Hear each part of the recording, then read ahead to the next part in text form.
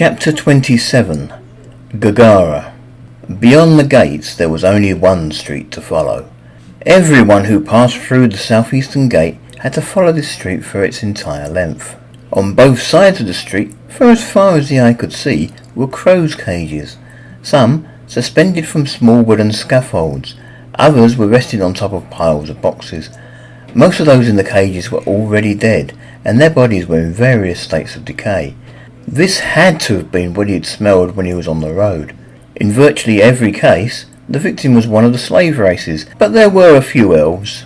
Reyes also couldn't help but notice that 3 of the victims, although there was nothing left of them but skeletons, were Harpies.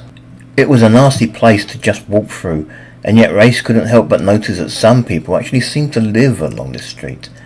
Behind the cages were a line of small daub houses, barely big enough for one person, in which entire families could be seen living. This truly had to be where the city's underclass lived.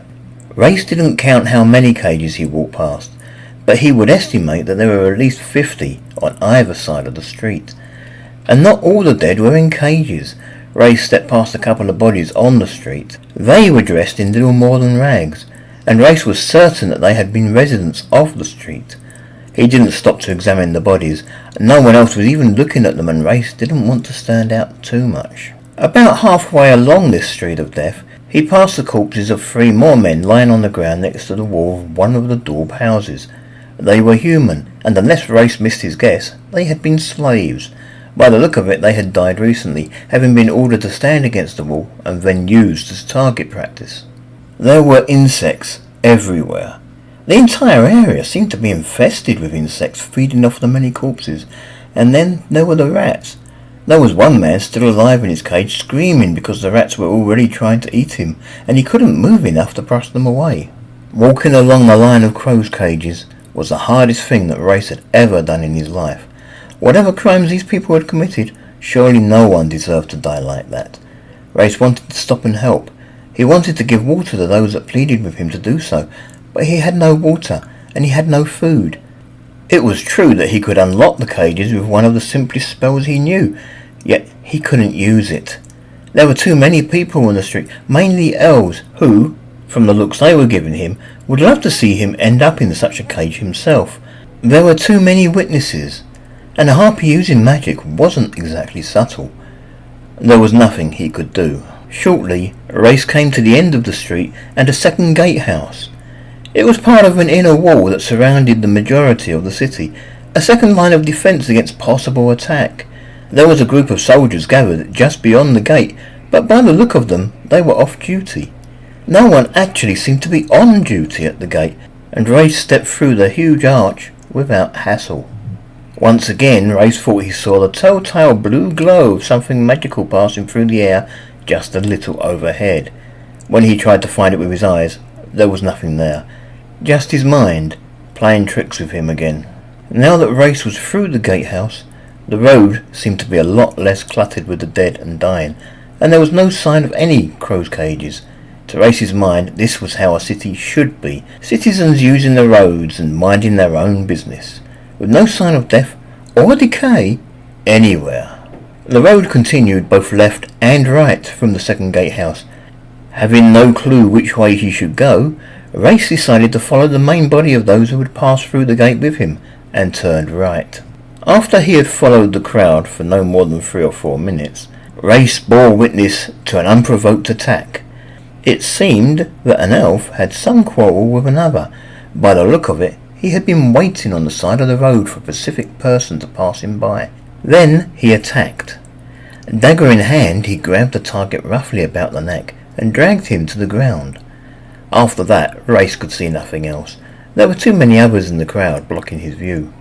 Part of Reyes wanted to jump to the rescue and help the elf that had been attacked, yet somehow he knew that he daren't lift a finger. There would be no way he could get to the victim in time to be of any help anyway. And no one else seemed to be paying either of the elves any more than a fleeting glance. They just continued on their way by, as if this sort of thing was a daily occurrence. Then Reyes saw the same blue magical glow as he had before. This time it was hovering just above the assailant and his victim. Reyes watched it, fascinated. The light didn't seem to vanish when he looked right at it this time. Instead, it seemed to coalesce into a small, luminous sphere. He wasn't imagining it. Others in the crowd seemed to notice it too. They didn't seem to pay a lot of attention to it, but they did seem to be giving it a wide berth. The sphere blinked twice, and then vanished again, leaving nothing more than the blue glow of magic in its wake. Even that glow vanished a few seconds later. Soon, after Reyes reached the scene of the attack, there was an elf lying dead in the middle of the street, and no sign of the assailant. There was nothing Reyes could do. He stepped over the corpse, trying to act as uninterested as the rest of the crowd, and continued on his way. Most of the turnings Reyes passed had name tags written in Illustran, but nothing that offered any directions into any other parts of the city. Assuming that most of those who had entered this city must be headed towards some sort of central location, perhaps a marketplace, Reyes continued to follow the flow. He felt helpless.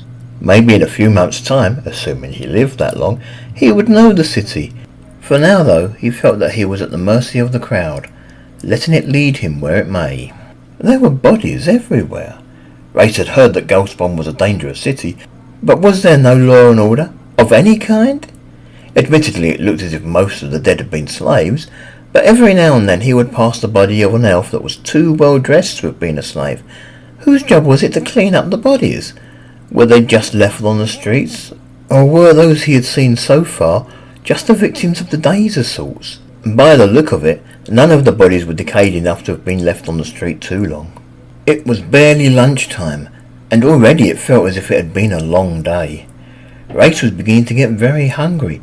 His feet had started to moan at him again because he had been walking for so long, and his head felt like someone was trying to split it down the middle with a large axe. All he could think of was that he needed a place where he could sit down and rest, and perhaps get his bearings for a while. As soon as he saw such an establishment, he decided, he would take the plunge and risk it. He certainly couldn't go on like this all day. As he progressed through the streets, he began to see more and more groups of soldiers. There seemed to be a lot of them. Most of them wore bright blue, though there were many other coloured uniforms. Some were fancy, while others looked relatively dull. The soldiers tended to be gathered in relatively small bunches of between 2 and 30. Some were gathered on the sides of the road, and were spending their time making snide remarks about those walking by, especially targeting those who weren't elvish. Others passed him on the road, heading somewhere with a purpose. The various elven regiments seemed to stick to their own kind. It was unusual to see a group of soldiers hanging out together who weren't all wearing the same colour uniform. Almost every soldier he saw was elven, obviously. Reyes walked along 2 streets of soldiers, and every one of them, regardless of what uniform they were wearing, was an elf. That was, until he took one more turning. On the side of the road, in dull brown uniforms bearing the number 421, was a group of non-elven soldiers. There were 3 humans, 2 goblins, 2 minotaurs, a harpy, and a centaur, all conversing as if they were old friends. Reyes would never have thought it possible that 2 creatures from totally different species could be so friendly towards each other, and what was more, he had had to come to Goldspawn to see it. Reyes tried not to stare too much at the group. The harpy especially scared him a little. He had been attacked by harpies already once today. The harpy turned her eyes to watch him pass, looking quite surprised to see him. Reyes's eyes met hers for a second. She was beautiful. Were all harpies beautiful? He looked her over. She didn't seem to be wearing quite the same uniform as the others. All she had on was a brown leather skirt and an armband with the number 421 embroidered on it. She was wearing more than the centaur, though. All he had was the armband. A shiver ran along his spine as he turned his head back in the direction he was headed. He hoped she wouldn't try and do anything to harm him. Less than 100 feet further along the street, he saw 2 more harpies standing by the side of the road, chatting. The older looking of the 2 was wearing the same basic brown skirt and armband uniform as the harpy he had just walked past. Her armband even displayed the same number. The younger of the 2 was totally naked. She looked about the same age as Reyes. They were both lovely to look at, but the younger one was so beautiful that Reyes found he couldn't take his eyes off her. She was a vision of loveliness. He couldn't believe she would act hostile towards him. She was just too gorgeous to be capable of doing anything like that. He gripped his bow tightly all the same, just in case. Had Reyes been brought up in Harpy society, he doubted he would have seen anything so amazingly wonderful in a naked female form. He would have lived with it from day to day. As it was, though, he felt like a young child suddenly being introduced to previously forbidden fruit. He couldn't turn his eyes away. He slowed his pace so that he could admire her longer, and he slowly made his way over to her side of the street without even realizing he was doing it. Something else Reyes didn't realize was that there was a body of a dead goblin slave lying in the road immediately in his path. His eyes were so glued to the beautiful figure of a naked harpy that he didn't even look down to check his footing. He tripped over the corpse and hit the ground before he even realized what had happened. It was strange. In Florif, when someone fell over, it often caused at least a few of those standing nearby to laugh. Here, though, the population seemed to be so repressed that no one even so much as sniggered. They just continued on their own way, paying Reyes no mind. The young harpy female whose body Reyes had been admiring did notice the commotion, though. She turned her attention from her older partner and made her way into the crowd. A moment later, she was offering Reyes her hand. "Let me help you." "Thank you," Reyes replied as he was helped to his feet. Here she was, the most gorgeous, most beautiful creature Reyes had ever laid eyes on, standing right beside him. What was more, she seemed to actually be paying attention to him without trying to kill him. "Oh," she cooed. Now it was payback time, as she was closely examining a certain part of his body, and by doing so, getting a reaction out of him that made him wish he was wearing more. "You're a male. I don't think I've ever seen a male before.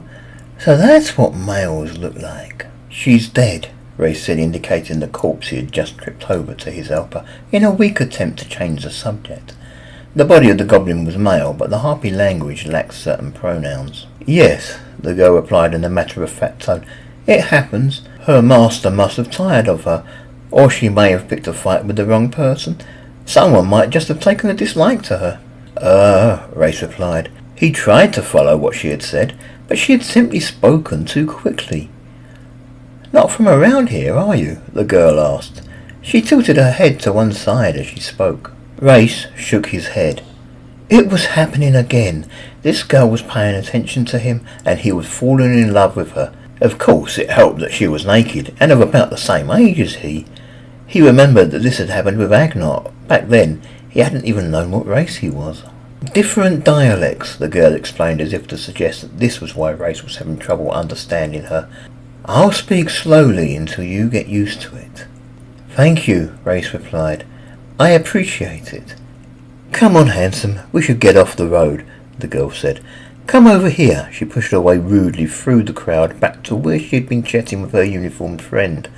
The other female was still there, watching the proceedings with interest. The harpy in the uniform took one look at Reyes and sneered with disgust. "That's a male, dear. You should throw that one back. We don't want trouble from her village. She must be mad to be out here on her own in the first place. She's lucky she hasn't already been gutted by someone." Then to Reyes she said, "Where are your bodyguards?" "I don't think she has a village, Ma," the girl replied. "Certainly, I was the only one to come to her aid." "Really?" the uniformed harpy said. "No protectors?" The girl shrugged her shoulders. Then she asked Reyes, keeping her words slow and clear, "Are you alone?" Reyes, having been unable to follow the conversation so far, was suddenly on his guard. "Yes, I'm alone." Then a sudden realization struck him. "I know how to defend myself." "Relax," the girl replied. "I'm not going to hurt you." "Good," Reyes told her. He felt a little unsure, but loosened his grip on his bow just a little. "I was attacked just this morning." "You're male," the girl commented. "I expect they were village harpies. Some will kill males on sight because they want to protect their chief from potential rivals. Keep away from village females unless you happen to know they despise their chief and are looking for a replacement." Reyes nodded. "You're not from a village, then?" "We're not," the girl replied proudly. "Mother used to live in a village once, but that was before I was born." "So, what's her name?" the mother asked. She looked a little impatient, her head tilted to the side. What's your name? The girl asked Reyes at the same slow pace. Reyes thought quickly. He daren't use his own name, as that was of Flourish origin. What was more, they might be aware that Duke the Moth had a son by the same name, and somehow put two and two together. On the other hand, Reyes didn't know any Harpy names. Well, there was Lagnoth, but he couldn't use that. Lagnoth had to be a girl's name. Perhaps he could come up with something similar. I'm Tanrag. Tanrag, the mother said. That's an unusual name. Not the sort of name you expect a male to have at all. Pleased to meet you, Tanrag, the girl commented coyly. My name is Gaggara. My daughter, the Harpy in the uniform commented. She seemed to find it necessary to explain. Back when I was young, I had a good friend called Gaggara. She was killed in battle with one of the human dukes. I decided to honour my friend by naming my child after her. Now, tell me your story. The Harpy tongue was sometimes too limited. The Harpies in Goldspawn had adopted certain elvish words for which there was no Harpy equivalent, words such as duke. Reyes looked blankly at the uniformed Harpy. She had simply spoken too quickly for him to have understood every word. Gaggara closed her eyes. She smiled a little and then said, Mother has just told you her life story, and now she wants to know yours. There's not much to tell, Reyes replied. I had nowhere else to go. I have no village, no family, and no home. I thought a city like Goldspawn would be ideal for trying to make my fortune. His hand absently rested on the belt pouch where he had placed the coins that the gate guard had given him. The mother nodded her head constantly as he spoke. So, you really are disenfranchised? I'm a what? Reyes replied. Without a village, Gaggara told him. Gaggara's mother then said to her daughter, A male without a village could prove to be quite a catch, dear. You have my approval to pursue this relationship further, if you so wish. Thank you, Mother, Gaggara replied. Gaggara's mother then asked Reyes, What are your intentions towards my daughter? I've only just met her, Reyes said, confused. Do you want to mate with my daughter? The mother asked. Of course she does, Mother. I mean, you can see how keen she is, Gaggara grinned. Well, Reyes hadn't heard Gaggara. He was too busy trying to focus on what her mother had said. The truth was, he was young and hormonal, and would love to, but his human upbringing balked at the idea of admitting his desire. He hesitated to reply, but eventually said the single word, No. Gaggara's entire face seemed to droop with disappointment. It seemed that Gaggara wasn't the only one to be disappointed. The mother sighed. Then to her daughter she said, Maybe it would be better if you just dumped this loser, dear. Reyes was feeling confused. You mean you want me to? But I hardly know her. Maybe she'll come around to it, Mother, Gaggara commented. It's not every day I get the opportunity to meet an unattached male. Besides, I'm only 6.5. I haven't passed my rite of passage yet. I'm a bit young to start worrying about having a child. Maybe you're right, dear, the mother said to her daughter. Sometimes I forget how young you still are. Then, to Reyes, she said, You're travelling alone. I'm willing to bet that you are starved for decent female company, and I'm sure my daughter would love to show you around the city. I would, Mother, Gaggara agreed. I would love to spend some time with a male of my species. I'm not likely to get another chance. Good, the mother commented. There was a smile on her face as if she knew something that she wasn't going to tell. That's settled then. Show the male around. Invite her back to your hut and... Well, whatever happens, happens. Anyway, I have a few things I still have to do before I get back to the barracks. Reyes watched as the mother took to the air and flew off down the street, only slightly above the heads of the crowds. Did I say something wrong? Reyes asked. On the contrary, Gaggara replied. I think my mother likes you. Then she asked, Anyway, what would you like to see first? Other than you? Reyes commented with a sly grin. Flatterer, Gaggara replied. But I'm serious. I'll take you anywhere you wish to go. Well, Reyes said carefully, I'm sure there are many marvellous sights to be seen in the city, but all I really want to do is find some place to rest, to take the weight off my feet, and to get something edible inside me. Food and a place to rest then, Gaggara replied. Okay, follow me. and with that she launched herself into the air and flew off towards the east. Reyes helplessly watched her go. He glanced around for Gaggara's mother, but she was no longer anywhere in sight. Reyes shrugged his shoulders. He had lost her already. He sighed, and then he looked at the busy crowd still flowing through the city streets, and somehow dreaded the idea that he was going to have to rejoin the flow alone again. A minute or two later, Gaggara was back. She perched herself on the roof of a building not far from him and said, "Why didn't you follow?" Reyes looked at her blankly for a second, and then she repeated the question at a slightly slower pace. "I can't fly," Reyes confessed, feeling somewhat awkward about doing so. "You can't fly?" Gaggara sounded astonished. Reyes shrugged his shoulders. "Are you crippled?" "No," Reyes retorted. "I just never learnt." Gaggara thought for a moment and then said, "You poor thing. How have you survived all these years without learning to fly? The thing is, I'm not sure I can direct you from street height. I've never travelled that way before. Flying is tantamount to what being a harpy is all about. Still, you're with me now. Give me a day or two and I'll teach you." "I'd be very grateful," Reyes agreed. He could still barely feel his wings, so the idea that he might be able to fly with them at any time in the future seemed next to impossible. "Right now, I'll direct you as best I can to Harpy Town. You'll find edible food and rest there. Never eat anything an elf gives you. There's something about elven food that enslaves the minds of those who eat it." Gaggara spoke loudly enough for many of those in the street to hear. Perhaps a few of them spoke Harpy, yet none of them seemed insulted by her insinuations. "Really?" Reyes asked. "I expect you've already met some of those who've eaten elven food. It makes the victim very malleable to the elven will," Gaggara explained. "I think I have met some," Reyes agreed. He remembered the slaves working on the road and how they refused to even consider the idea of escape without first getting permission from their elven overlords. "Also, we'll need to be off the streets by 6:30, Gaggara added. 6:30, Reyes repeated. It seemed such an early hour. "Why?" "Curfew," Gaggara replied. "Those caught outside after 6:30 anywhere in the city better have a good reason for being there." "Sheesh," Reyes responded. "We're in an almost permanent state of war," Gaggara explained. "Don't worry. Since my mother joined the Hope, there's a spare bed at my place, and I know she won't mind. In fact, I think she'd be delighted." "If you're sure I won't be in the way," Reyes commented. He thought for a moment about Goldspawn being at war. He pondered as to who the war was with, and assumed it had to be against the 1,000 tribes. "You won't be," Gaggara insisted. "It'll just be until I get a place of my own," Reyes promised.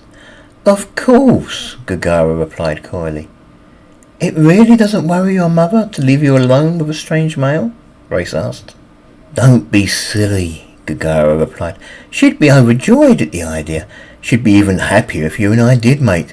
I'll be your first female, and then if you ever did manage to take a village of your own, I'd be the leader. Of course, if you're killed, they'd probably just slaughter me." Different worlds, Reyes thought to himself. "Okay, lead the way." Gaggara led Reyes away from where the main traffic was heading, along streets that he would never have dreamed of taking had he not had her to guide him. After several narrow streets, they entered a fairly large road. There were a few small shops along here, mainly artisans hard at work, selling a more exotic range of goods than those that were usually to be found in any of the main markets. At the far end of the road, Reyes saw a small elf boy approaching. The boy was dressed in golden robes that glittered in the sunlight.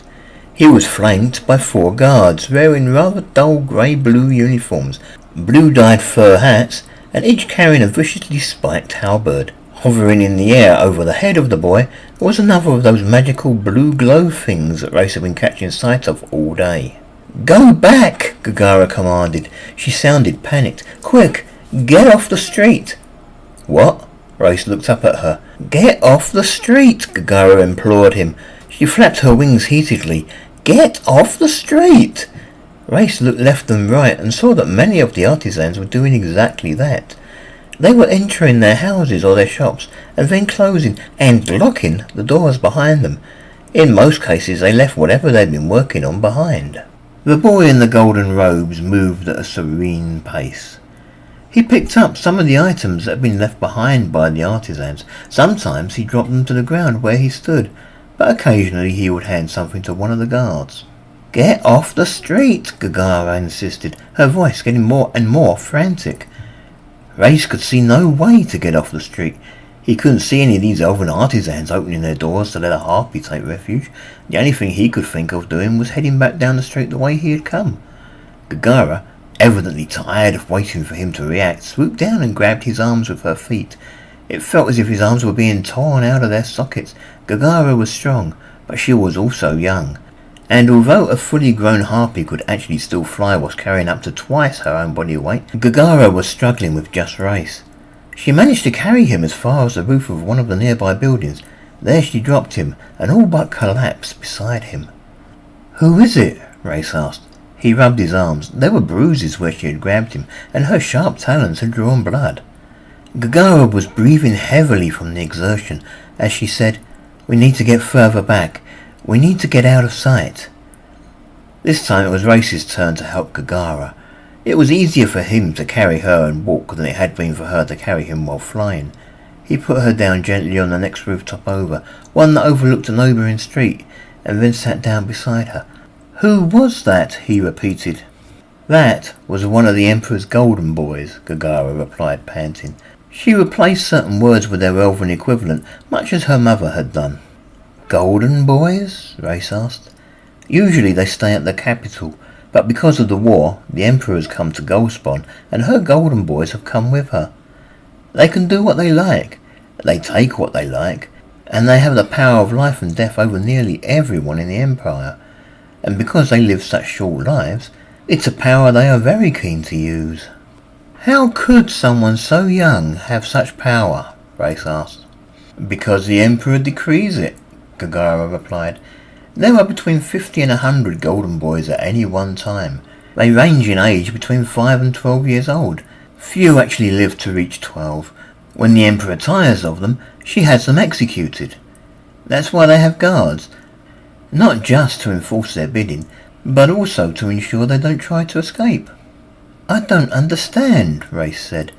"What are they to the Emperor?" "The Emperor likes cute elven boys," Gaggara responded simply. "You mean she—" Reyes felt sick as the full implications struck him. Gaggara nodded. "Come on, follow me."